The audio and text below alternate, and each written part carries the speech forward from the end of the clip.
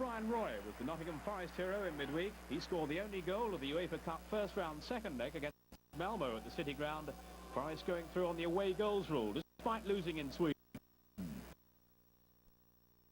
And they were soon striking again. Forest ahead on 10 minutes through Jason injured Kevin Campbell. City's luck, it seems, is rock bottom at the moment, and any hopes of saving this game surely disappeared 4 minutes from the break. Ian Brightwell sent off for his second bookable offence in the space of a minute.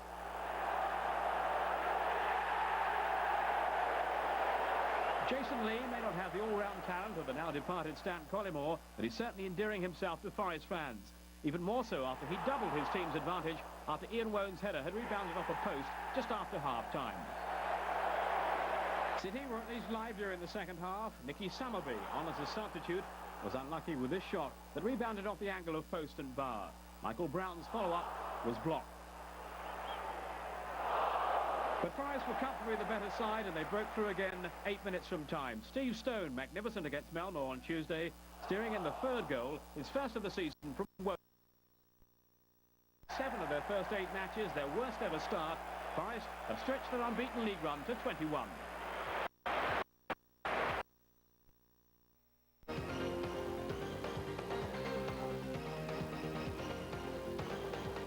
Bolton have been conceding too many goals on their return to the top division.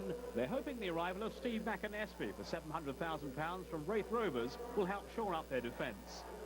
They look like holding out against Rangers, especially when luck came to their aid. Simon Osborne, Rangers summer recruit from Reading, headed onto a post early in the second half from Simon Barker's cross.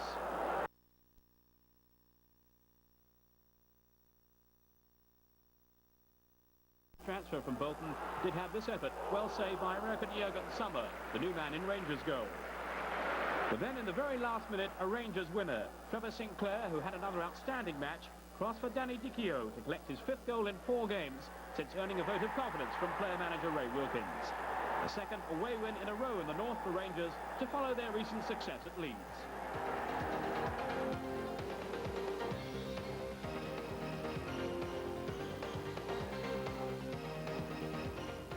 He'll have been doing his best to play it down, but this was one match that Coventry manager Ron Atkinson was desperate to win against the club that sacked him just under a year ago. He'd hardly taken his seat, though, when Villa were in front.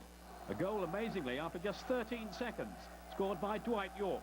This from a cross by Ian Taylor. It's the fastest goal ever scored in the Premier League, beating Chris Sutton's of last year by a second. It was also the 5th in the Premier this season by Dwight York, the former winger who's clearly relishing his role now. Coventry had chances but found Mark Bosnich in excellent form in Villa's goal. Numerous saves were unveiled by the Australian keeper. This one kept out a stinging shot from fullback Marcus Hall. Veteran Gordon Strachan has been reluctant to return to first-team duty, but was persuaded to come out of retirement again to aid Coventry's cause. He entered the fray as a substitute with just over 15 minutes to go. Still, Villa's defence, though, proved impregnable, and in the last 6 minutes, Villa sealed their success with 2 further goals, both from striker Savo Milosevic. The first, after a shot from Gareth Southgate had been blocked. Then, within 2 minutes, Milosevic had added his second and Villa's third. He was left totally in the clear to turn in a cross from York. Villa up into second place. Coventry, with only 1 win so far, are too close to the bottom for comfort.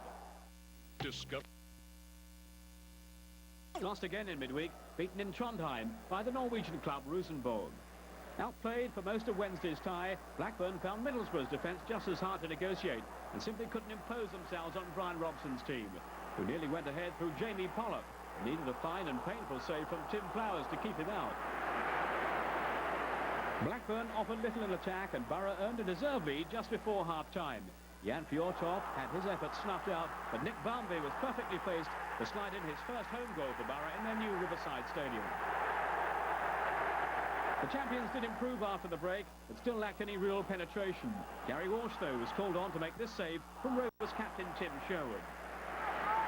But then Blackburn went further behind with just under 20 minutes to go. Barmby created the goal, slipping his pass through superbly for Craig Hicknett to convert. Borough winners lost by 2 goals to nil. Alan Shearer didn't have a shot all afternoon.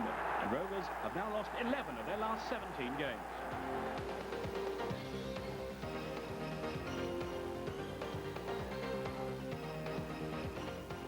Rule Fox is joining Tottenham on Monday from Newcastle United. This for a fee in excess of £4 million. We don't want him to go, says United's manager Kevin Keegan, but once he'd asked for a transfer, I thought I had no option but to release him. Well, Fox's new club were ahead after only 7 minutes. Yet another goal from Teddy Sheringham. This to add to his 2 against Queen's Park Rangers on Monday. Wimbledon's form has dipped lately, and their fragile defence was pierced again on 33 minutes. Another strike from the informed Sheringham, with again his partner Chris Armstrong playing his part in the build-up. That's 7 goals in 5 matches now for Sheringham. Just before half-time, renewed hope for Wimbledon. They pulled a goal back through Robbie Earle after Marcus Gale had headed against the crossbar. Just after the hour, Tottenham fans thought that Armstrong's moment had arrived at last with his first league goal. But this one has to go down as an own goal.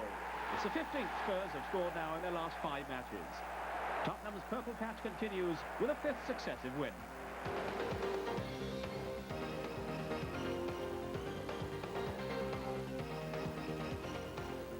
The fight against racism in sport was taken up at football grounds all over the country at the weekend, with players like those of Leeds and Sheffield Wednesday adding their support to the cause. Keeping goal for Leeds in the Yorkshire derby was John Lukic, whose expertise enabled his team to survive their second-leg UEFA Cup tie with Monaco on Tuesday. Tony Yeboah didn't score in that game, but certainly made up for it on 34 minutes with another truly astonishing goal to add to his recent catalogue of wonder strikes.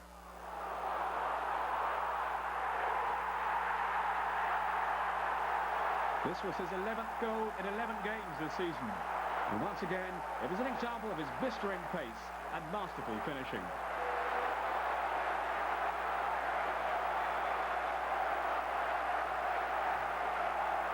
Leeds were good value for their lead, and they extended it on 58 minutes. Gary Speed on the end of an impressive move that reminded us all that they're not just a one-man team. This was only Speed's 2nd of the season.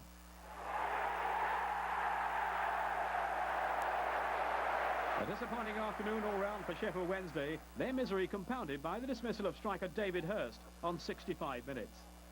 This for verbal abuse of the referee. Graham Poll immediately showing him the red card. Brian Dean, on as a Leeds substitute, caused Wednesday plenty of problems, and he set up Yeboah for another chance. This time, though, he was denied by a post. But Leeds cruised this game, winners by 2 goals to 0.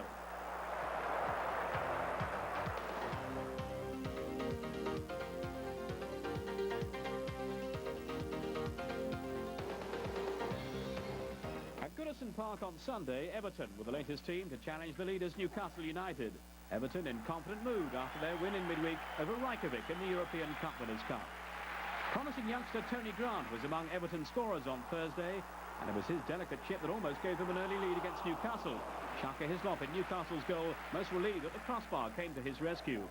But Newcastle was soon into their stride and ahead with a wonderful goal from Les Ferdinand, his 10th of the season and his 100th in English football. Ferdinand is hoping his early success with Newcastle will prompt a recall from England coach Terry Venables for next week's friendly against Norway.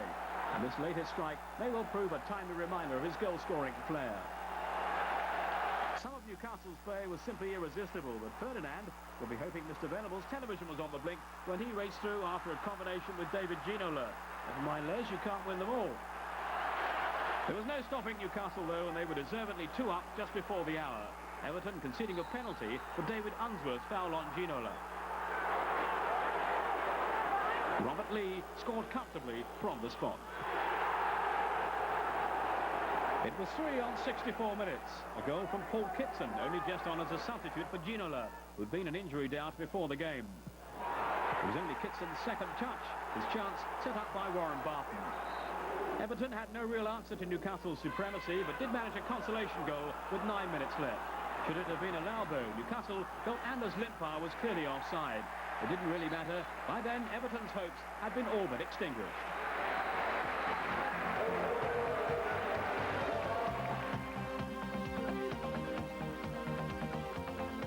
So, checking through the results so far, Newcastle's win wasn't at the... And So then to the one remaining story of the weekend, the return of the man whose wayward genius has prompted 1,000 headlines ever since his arrival in this country. Eric Cantona's Gallic flair has captivated millions, but wherever he's played, he's seldom been far from controversy. His flamboyance and artistic talent are not in question, from his days as a championship winner with Leeds to his phenomenal early success at Old Trafford. His signing was the catalyst behind Manchester United's first title for 26 years. With so much more to follow, the League and FA Cup double in '94, personal glory too, with his fellow professionals choosing him as their Player of the Year. But always simmering just beneath the surface, the other side of Cantona was threatening to boil over. And in February of this year came his bleakest moment.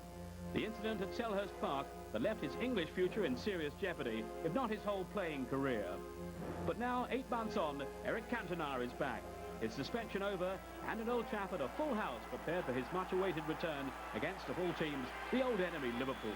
The famous old ground, a cauldron of anticipation. The commentator is Ian Dunn. Well, the atmosphere here at Old Trafford is absolutely tremendous. Never can I remember a league game this early in the season that has demanded this level of interest. It's become a real sporting happening. We have media, men and women from all over the world who've descended on Old Trafford to see Cantona's comeback. Remember, it was on January the 25th that Cantona had his moment of madness with that fly kick at a spectator at Selhurst Park, and he's been on a lonely road back ever since that. And let's check on the two teams for you. The big news, of course, as if anyone needed reminding, is that Eric Cantona is back in his trademark number 7 shirt for the first time since January, and that awful night for him at Selhurst Park. So it's Cole and Cantona firing the United bullets again. It's young David Beckham who has to make way.